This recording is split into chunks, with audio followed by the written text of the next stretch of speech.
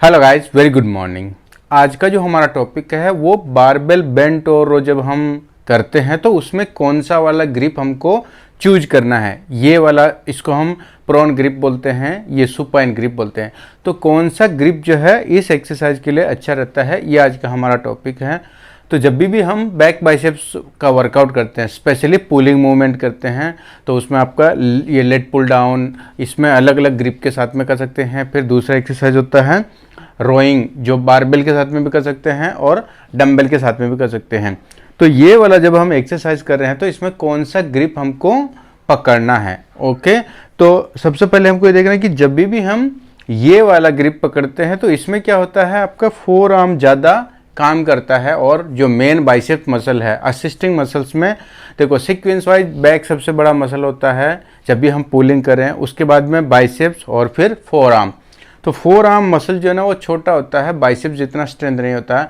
तो जब भी हम ये एक्सरसाइज कर रहे हैं बारबेल के साथ में बेंट और रो, तो अगर हमने ये वाला ग्रिप पकड़ा है पुलिंग के लिए, जैसे ये वाला मूवमेंट, तो इसमें क्या हो रहा है, जैसे ही हम हमारे आर्म्स को ऐसा रोटेट करते हैं, प्रोन पोजीशन में लेते हैं, तो इसमें क्या होगा, ये रोटेशन के मूवमेंट में अभी फोर आर्म डोमिनेंट हो गया। अभी मेरा ये वाला मसल ज़्यादा काम करेगा और ये उतना काम नहीं करेगा, जिसकी वजह से हम उतना पुल नहीं कर पाते हैं जितना इस पोजीशन में करते हैं। तो अगर आपने बेंट और रो कर रहे हैं जब भी बारबेल के साथ में, और अगर आपने ये ग्रिप पकड़ा है तो और ज़्यादा हेवी लिफ्ट कर सकते हैं कंपेयर टू दिस ग्रिप। ये वाला ग्रिप में आपने देखा रहेगा कि जब भी हम बाइसेप्स करते हैं तो बाइसेप्स में अगर आप ऐसा ये वाला ग्रिप के साथ बाइसेप्स कर रहे हैं तो हेवी लिफ्ट कर सकते हैं। और अगर आपने ये वाला ग्रिप लिया जिसको हम रिवर्स कर्ल बोलते हैं, तो रिवर्स कर्ल में उतना वेट लिफ्ट नहीं कर सकते जितना बाइसेप्स कर्ल में। इसका रीजन क्या है, जब भी हम हाथ को ऐसे घुमाते हैं तो आपका फोर आर्म डोमिनेंट हो जाता है। तो यही चीज़ हमको ध्यान में रखना। अभी यहाँ पे जो हम बेंट और रो एक्सरसाइज कर रहे हैं उसमें हमारा मेन पर्पज ये वाले मसल को टारगेट करना है, आर्म्स को नहीं। इसलिए हमको क्या करना है, ये वाला ग्रिप पकड़ना है। ओके, इस ग्रिप की वजह से आप ज़्यादा हैवी लिफ्ट कर पाएंगे। तो ये एकदम सिंपल है कि जब भी आप बारबेल के साथ में बेंट और रो वाला एक्सरसाइज कर रहे हैं तो हमको हमेशा ही ये वाला ग्रिप पकड़ना है, ये वाला नहीं पकड़ना है। ओके, तो क्या हम ज़्यादा अच्छे से इसको हाई इंटेंसिटी के साथ ट्रेन कर सकते हैं। और ये एक्सरसाइज कैसे करते हैं, इसका बेसिक फॉर्म टेक्निक कैसा रहता है, वो हम डेमो के साथ में समझेंगे। अभी मैं आपको ये साइड वाला व्यूज़, फ्रंट वाला व्यूज़ आपको दिखा रहा हूँ, एक दो रिपीटेशन मार के, फिर वो साइड वाला व्यूज़ भी हम देखेंगे। तो सबसे पहले आपको क्या करना है, जब भी बॉडी को बेंड करेंगे ना तो ऐसा घुटना आगे पुश करके बेंड नहीं करना है, घुटने को ऐसा स्ट्रेट रखे, थोड़ा सा सॉफ्ट रखेंगे। और अभी है ना ऐसा पोजीशन लीजिए। ओके, ऐसा बेंड नहीं करना, हिप को पीछे की तरफ ऐसा नहीं करना है, ऐसा बॉडी को ये पोजीशन में लेके आए। तो इससे क्या होएगा, जब भी आप ऐसा पोजीशन में रखेंगे ना तो आप वेट को सीधा ऊपर नीचे खींच पाएंगे। जैसे आप घुटना ऐसा करते हैं तो उसमें क्या होगा, बारबेल जो है ना, जो यहाँ होना चाहिए था वो यहाँ चला जाता है, क्योंकि बारबेल का जो मूवमेंट है उसके बीच में घुटना आता है। तो ये पाथवे चेंज कर देगा, जबकि वेट कैसे ऐसा 90 डिग्री अप डाउन होना चाहिए, लेकिन घुटना आगे आने की वजह से वेट जो है बारबेल ऐसे आके ऐसे आएगा, तो वो पाथवे चेंज हो जाएगा। और जब पाथवे चेंज होता है, अगर वेट जो है वो 90 डिग्री मूवमेंट नहीं दे रहा ग्रेविटी से, तो वो इतना इफेक्टिव एक्सरसाइज नहीं होगा। इसीलिए हमको क्या करना है, घुटना आगे करने के बजाय घुटना स्ट्रेट रखना है। जो वेट का जो मूवमेंट हो रहा है वो हम जहाँ शू लेस बांधते हैं यहाँ पे एकदम इस लाइन पे अप डाउन होना चाहिए 90 डिग्री। तो उसके लिए क्या करना पड़ेगा, सबसे पहले तो हमारा जो बॉडी बेंड करते हैं उसका पोजीशन सही होना चाहिए। स्पाइन को राउंड नहीं करना, ऐसा राउंड नहीं होना चाहिए, एकदम बैक आर्च करना है। हमारा जो बॉडी है, टोर्सो है, वो एकदम पैरेलल टू फ्लोर होना चाहिए। ऐसा रखेंगे तो क्या होगा, जैसे ही देखो मैं बॉडी को जितना ऊपर उठाऊंगा ना, ये मेरा हाथ यहाँ जाएगा, तो इससे ये फिर से वो डायरेक्शन चेंज होगा वेट का, जबकि वेट कहाँ से आना चाहिए, 90 डिग्री। तो अगर ज़्यादा आपने ऐसे रखा तो वेट ऐसा मूवमेंट करने लगेगा। तो बॉडी अगर आपका है जो टोर्सो है वो एकदम पैरेलल टू फ्लोर रहेगा, एकदम जमीन के पैरेलल रहेगा, तो वेट आप सीधा खींच पाएंगे। ओके, तो बेसिक चीज़ें ध्यान में रखनी है कि घुटना आगे बेंड नहीं करना है, बॉडी को पैरेलल रखना है टोर्सो को, और जो आप बारबेल पकड़ रहे हैं उसको एकदम लेग्स के पास में रखना है, दूर नहीं। बारबेल के ग्रिप के और आपके पैरों के बीच में जरा सा भी गैप नहीं होना चाहिए, एकदम ऐसा पास में, तभी हम उसको 90 डिग्री खींच पाएंगे और तभी वो जो है एक्चुअल वेट काउंट होगा। इसके बीच में जितना गैप होएगा उतना ही वेट का जो है मूवमेंट, उसका डायरेक्शन चेंज हो जाएगा और वो एक्सरसाइज इतना इफेक्टिव नहीं होगा। इसलिए ज़्यादातर लोग जो ये बेंट ओवर करते हैं वो ऐसा मूवमेंट करते हैं और हैवी वेट लिफ्ट कर सकते हैं, जैसे 20-20 का 30 का प्लेट लगा के ऐसा खींचते रहते हैं। उसमें आपका बॉडी भी ऐसा रहता है, वेट भी यहाँ से ऐसे आ रहा, इसलिए ज़्यादा जाएगा। अगर आप प्रॉपर करेंगे ऐसा बॉडी को बेंड करके पास में रख के, तो उठाना बहुत मुश्किल होता है क्योंकि वो एक्चुअल वेट काउंट होता है। तो हम बेसिक चीज़ें ध्यान में रखेंगे जब भी एक्सरसाइज करें करेक्ट फॉर्म के लिए। तो सबसे पहले मैं ऐसा फ्रंट से करता हूँ 2 रिपीटेशन। ओके, जब वेट को उठाने जाएंगे या रखने जाएंगे तभी भी हमको बैक का पोस्चर जो है प्रॉपर रखना है। ओके, ऐसा नहीं कि वेट रख रहे हैं तो राउंड कर दिया, ऐसा नहीं।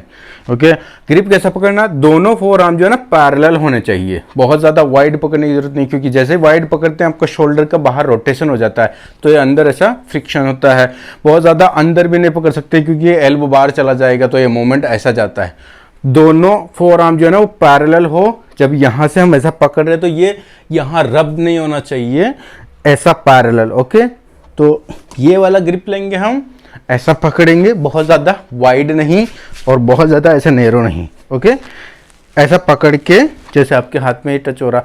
अभी क्या करना है, स्टांस जो है वो ऐसा हिप विड्थ स्टांस रखना, बहुत ज़्यादा ऐसा वाइड स्टांस नहीं रखना है, हिप विड्थ स्टांस रखना है। और बॉडी को पहले बेंड करेंगे ऐसा, और ऐसा सामने नहीं देखना, नेक को एक्सटेंड नहीं करना, नहीं तो श्वास नहीं ले पाएंगे प्रॉपर। ऐसा न्यूट्रल रखना है, जमीन की तरफ देखना है और सीधा, ये अपना स्टार्टिंग पॉइंट है, यहाँ पे ब्रीदिंग स्विच करना है। पहले श्वास लेंगे, inhale up down then exhale, फिर से श्वास लेंगे up down then exhale, inhale ऊपर नीचे, फिर श्वास छोड़ना। जब वेट रखेंगे तो भी आपको बैक आर्च करके रखना है। अभी यही सेम वाला हम साइड से करते हैं। ओके, ये वाला सेम मूवमेंट हम अभी साइड से, आपको अच्छे से समझेगा कि वेट जो है एकदम ऐसा अप डाउन हो रहा है कि नहीं हो रहा। ओके, तो इसमें देखिए सेम पोजीशन, स्टांस उतना ही, स्टांस चेक करेंगे, नेक को न्यूट्रल रखना है, ऐसा खींचना नहीं है। देखिए ये मेरा श्वास लेने का पोजीशन है, पहले श्वास लिया, full up and down, full up down.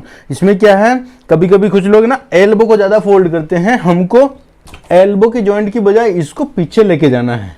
Elbow joint को, ये ऐसा मूवमेंट नहीं होना चाहिए, इसको हाथ को पीछे लेके जाना, दोनों जॉइंट में बराबर मूवमेंट होना चाहिए, एक ज़्यादा डोमिनेंट नहीं होना चाहिए।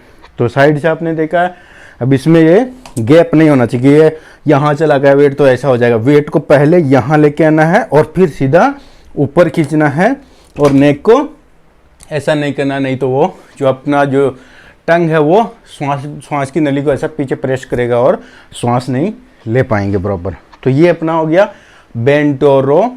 इसको हम डंबल के साथ में भी कर सकते हैं और बारबेल के साथ में भी कर सकते हैं। डंबल के साथ में हमेशा बेटर होता है क्योंकि उसमें आइसोलेटरल मूवमेंट होता है, दोनों हाथ इंडिविजुअल काम करता है, तो किसी का एक हाथ कमजोर रहेगा एक स्ट्रॉन्ग रहेगा तो बैलेंस हो जाता है। बारबेल में ये एक दूसरे को इनडायरेक्टली सपोर्ट करता है, इसलिए उतना वो डिफरेंस खत्म नहीं होगा। तो डंबल से हमेशा बेटर होता है, लेकिन आप चाहें तो इसको अल्टरनेट कर सकते हैं, एक बार बारबेल के साथ किया, एक बार डंबल के साथ में। ओके, तो ये है बेंट और रो एक्सरसाइज। इसको हम लेट पुल डाउन के बाद में सेकंड वाला ऑप्शन, सेकंड वेरिएशंस के जैसा ले सकते हैं। ओके गाइज, तो ये मेन जो हमारा आज टॉपिक कवर करने का मकसद था वो है ग्रिपिंग का जो कन्फ्यूजन है उसको दूर करना। तो हमेशा ये वाला ग्रिप पकड़ेंगे, ये वाला ग्रिप नहीं पकड़ेंगे, क्योंकि इसमें फोर आर्म ज़्यादा काम करता है।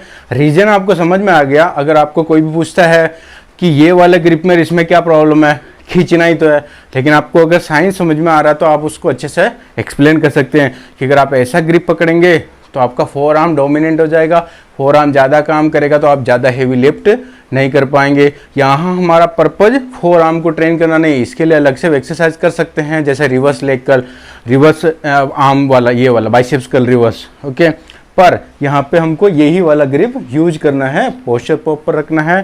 2-3 चीज़ इंपॉर्टेंट, स्टांस, बैक आर्च रखना है, बॉडी को पैरेलल रखना है, नेक को न्यूट्रल करना है, हाथ को पास में रखना है, ये स्टार्टिंग पॉइंट, यहाँ पे सांस लेना है, छोड़ते टाइम श्वास को गड़बड़ नहीं होना चाहिए, ऊपर आया तो श्वास लिया, नीचे गया तो छोड़ा, ऐसा नहीं। एक पर्टिकुलर पॉइंट है, वहीं पे आपको ब्रीदिंग स्विच करना है जहाँ पे हम स्टार्ट करें एक्सरसाइज। ओके गाइस, तो इस एक्सरसाइज में अगर आपको कोई भी कंफ्यूजन रहेगा तो आप मेरे को कमेंट बॉक्स में बताएं, फिर हम आने वाले वीडियो में इसके बारे में और डिस्कस करेंगे। Thank you so much.